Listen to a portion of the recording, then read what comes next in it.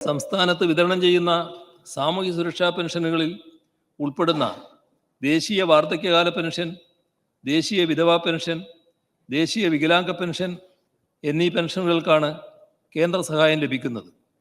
79 വയസ്സ് വരെയുള്ള ഉള്ളവർക്കുള്ള വാർദ്ധക്യകാല പെൻഷൻ തുകയായ 1600 രൂപയിൽ 200 രൂപ മാത്രമാണ് കേന്ദ്രവിഹിതം.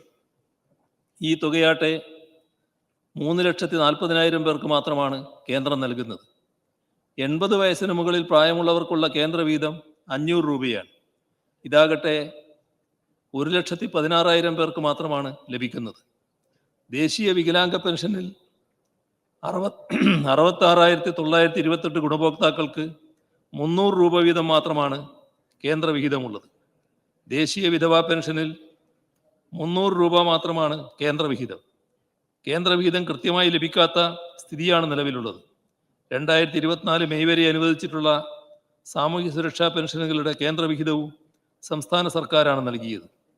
2023 ജൂൺ വരെയുള്ള കേന്ദ്രവിഹിതം മാത്രമാണ് സംസ്ഥാനത്തിന് ലഭ്യമായിട്ടുള്ളത്.